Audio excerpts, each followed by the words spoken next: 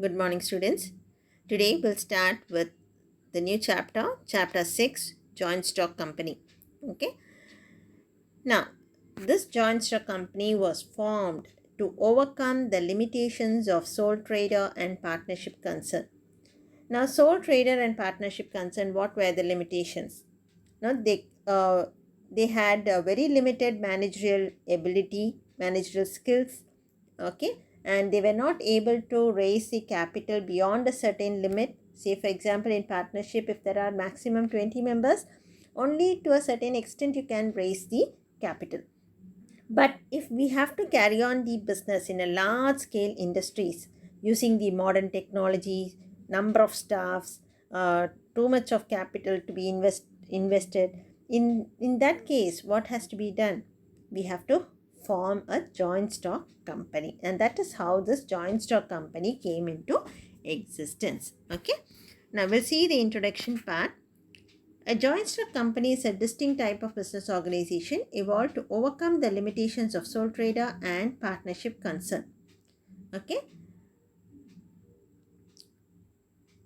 Now, the advancement in science and technology and impact of industrial revolution have all necessitated the large amount of capital invested, highly sophisticated managerial skills for running large-scale industry, partnership with limitations of its capital and managerial ability, and with the added risk of unlimited liability, have been found unsuitable for running a large-scale industries in modern times.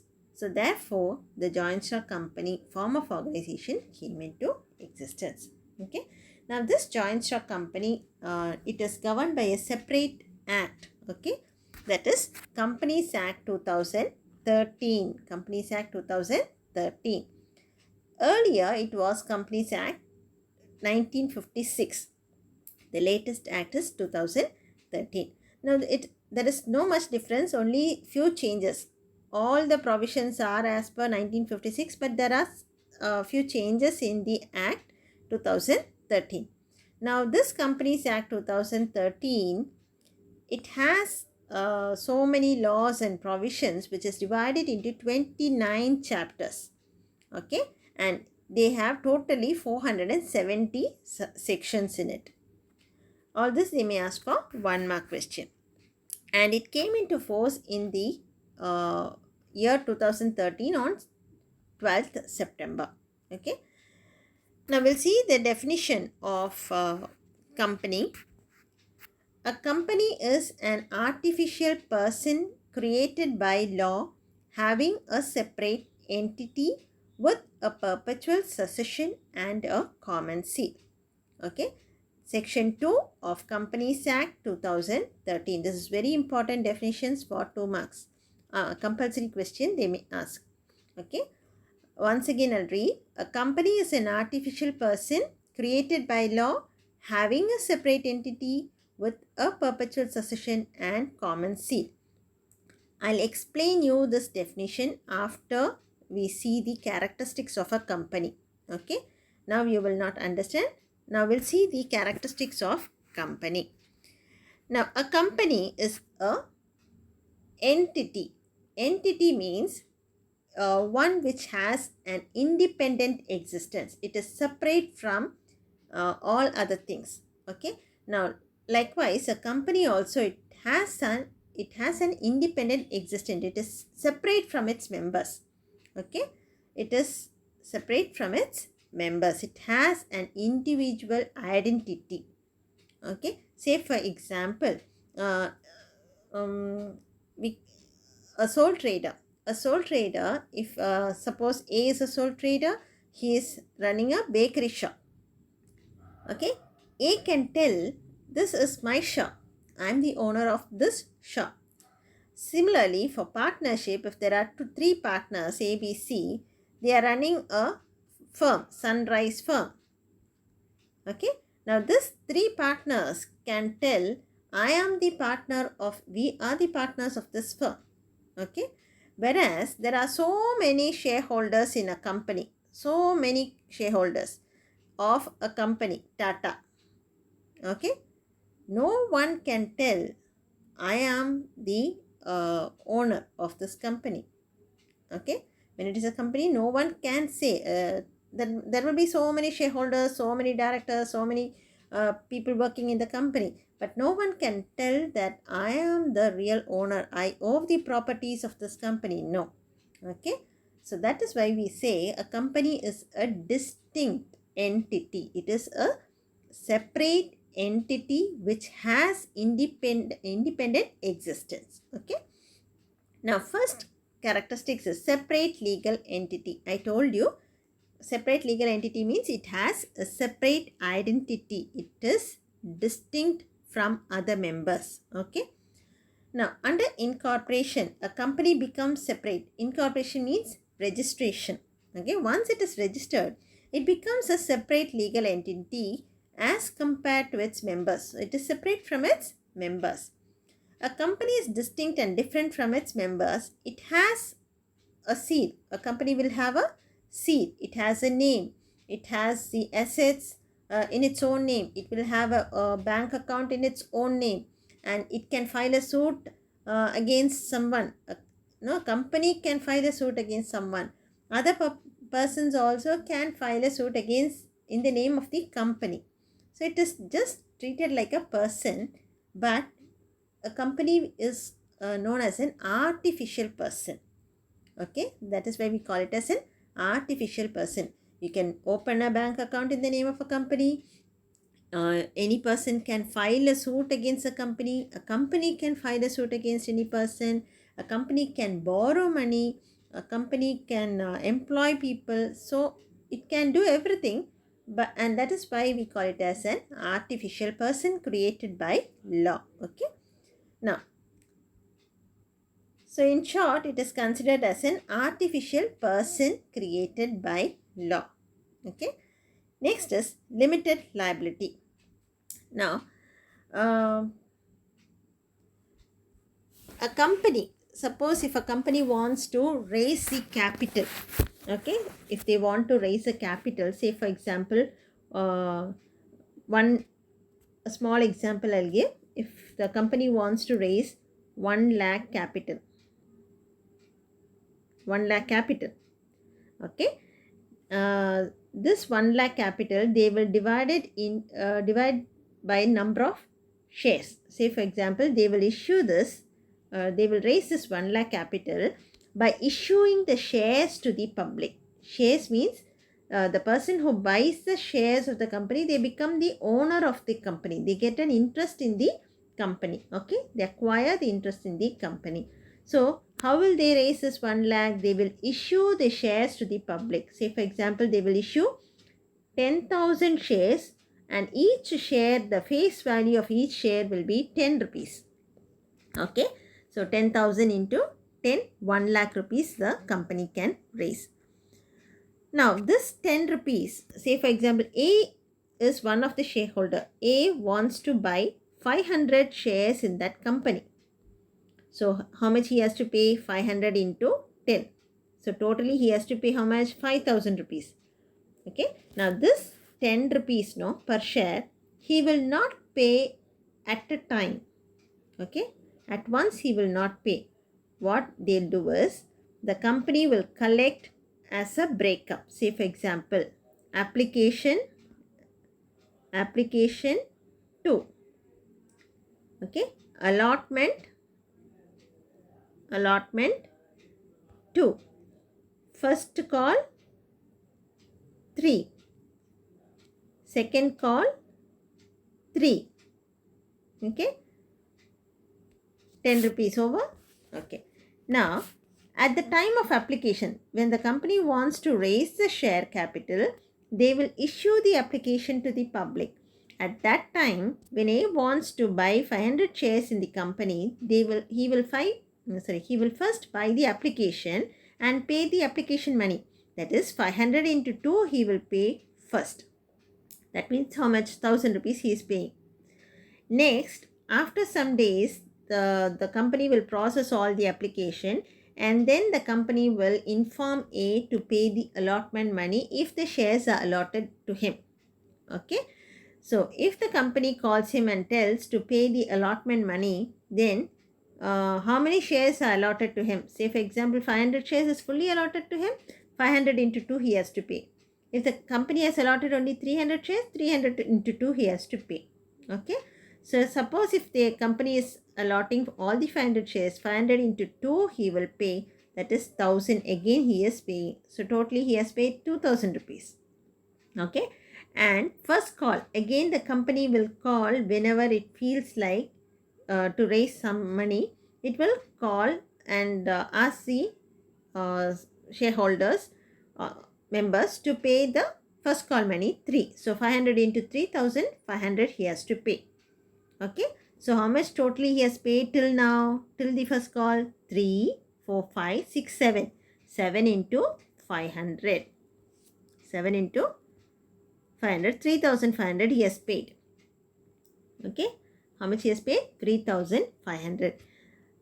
Till this, the company has asked to pay, no? That is called as called up money.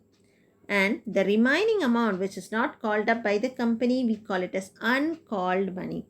Okay. So hope you understood the difference between called up and uncalled up money. Yes. How much the applicants has paid or how much the company is asked to pay is called as the called up money, and how much is remaining yet to be paid as the uncalled money. Okay. Now if you understand this only, you will understand this topic, limited liability. Now, the liability of the members of the company is limited to the contributions of the assets of the company up to the face value of the shares held by him. Up to the face value of the shares held by him. Meaning, I told you in the example, 500 shares he is buying, up to the face value of each share is 10. So, only up to this amount, 5,000, this A is liable to the company. Suppose if the company's properties are insufficient to pay the liabilities, then the shareholder A has to pay only 5,000. His personal properties will not be affected. Okay. Now, suppose if he has paid, I told you he has paid only 7 rupees. Okay. That means 3,500 he has paid. Then his liability will be for the remaining amount only. Liability will be for the remaining amount only means what? 3. 500 into 3. Uncalled amount. Uncalled amount is how much? 1500. His liability is limited to 1500 only. His personal properties are not affected. Okay. Now see this. Up to the limited to the contribution to the assets of the company up to the face value of the shares held by him. A member is liable to pay only the uncalled money due on the shares held by him. Okay. Any member, they have to pay only the uncalled money. If the assets of the companies are not sufficient to pay the liabilities, the personal properties of the shareholders are not held responsible. Hope it is clear. This is very important 3-mark question. Limited liability. They will ask directly or they will ask you to explain the liability of a company. Okay, whether it's limited or unlimited. Next one is perpetual succession. Perpetual succession means continuance of existence. Continuity of existence. Now, in a company there will be so many people working. Board of directors, vice president, managers, staffs, members, so many people will be working in a company. Whether they quit from the company, the members will be changing. They keep changing. The board of directors, they may come and go. Vice presidents may change after every 5 years or so. But it will not affect the existence of the company. So that is why what they mean here. Perpetual succession means continuity of existence. Members may come and go, they may be changing, but it will not affect the life of the company. Okay. A company does not cease to exist unless it is specifically wound up or the task for which it is formed has been completed. So you can wind up a company. No, it is created by law, by registration. So it can be wound up by law only. There are so many provisions to close the company. There are so many laws formalities to be fulfilled for the closure of the company by law.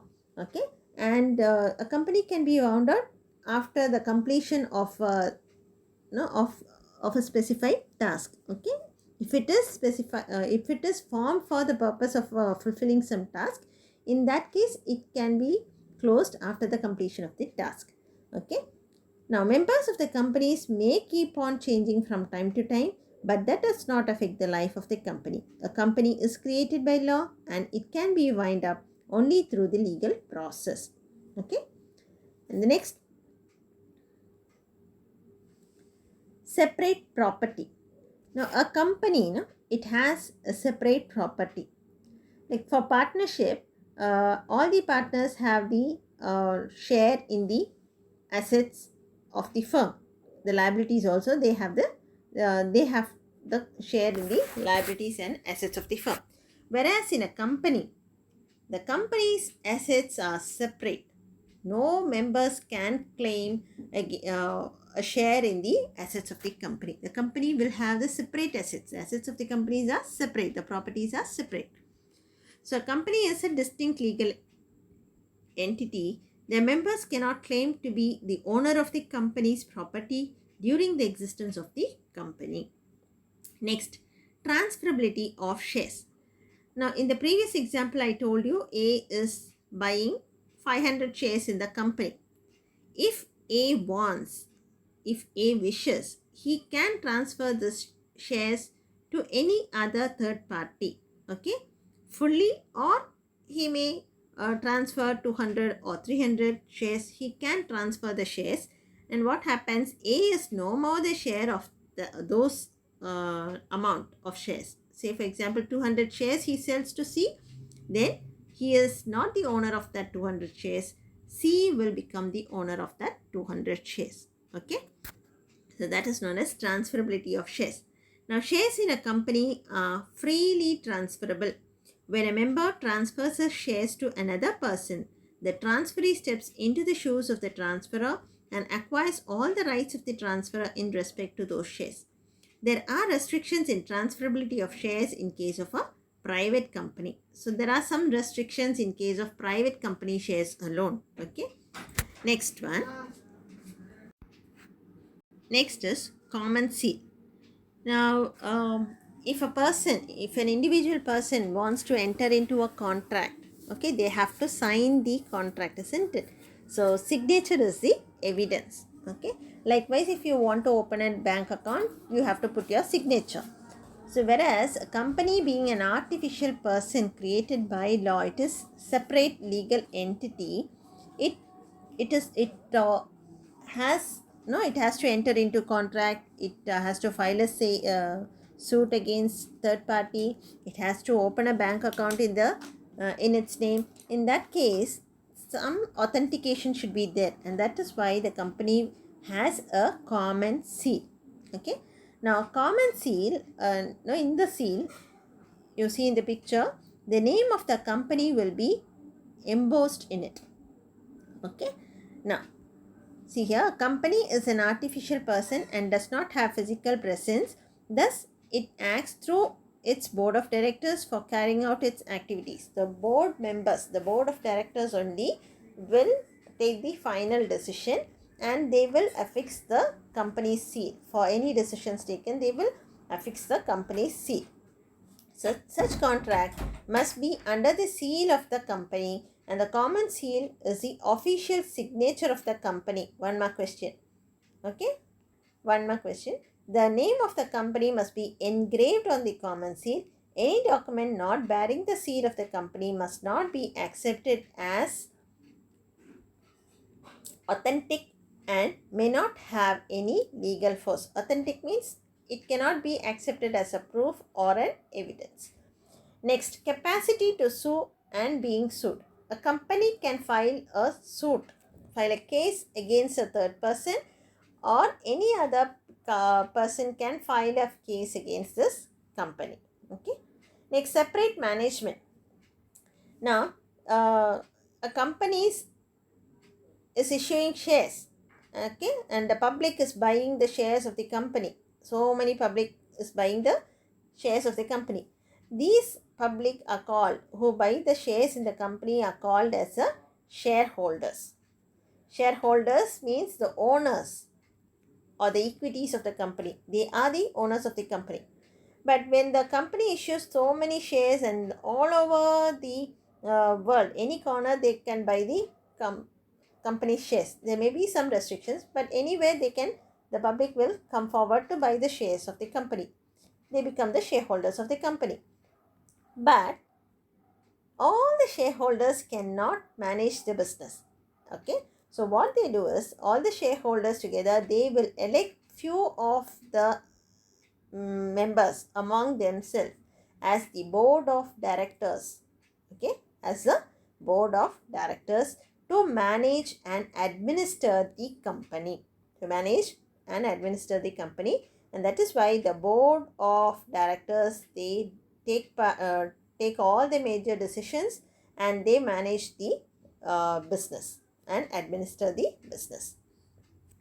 So a company is administered and managed by its managerial personnel, that is the board of directors.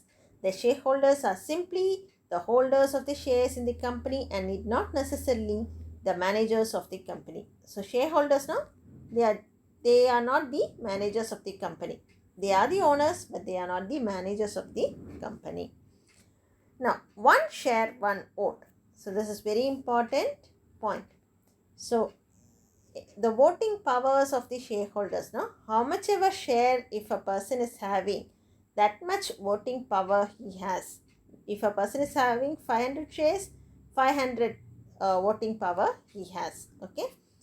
So the principles of voting in the company is one share, one vote. That is, if a person has 10 shares, he has 10 votes in the company. Okay. So this is this is not necessary. This we'll see when we learn the cooperative society. This is enough. Okay.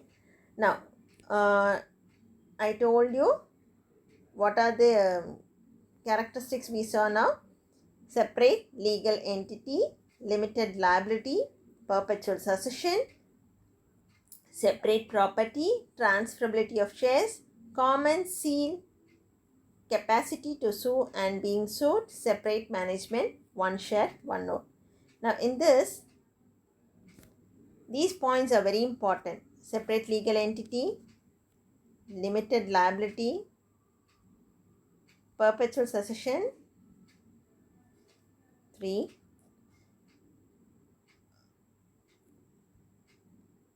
4, 5, and this transferability of shares, 6. Okay. Now this also you can omit. You write all the other 5 points down and write without seeing. Okay. And the definition I told you, I'll explain after taking the characteristics. Now, a company is an artificial person. Hope now you understood why we call it as an artificial person. A company is an artificial person created by law. Once it is registered, this is created by law. A company is created by law and it is treated as an artificial person. Having a separate entity means separate identity, distinct from its members. It has a separate identity which is distinct from other members. With the perpetual succession means continuity of existence, and a common seal. It has a common seal. Okay. Hope now it is clear. Okay. The definition: a company is an artificial person created by law, having a separate entity with the perpetual succession and a common seal.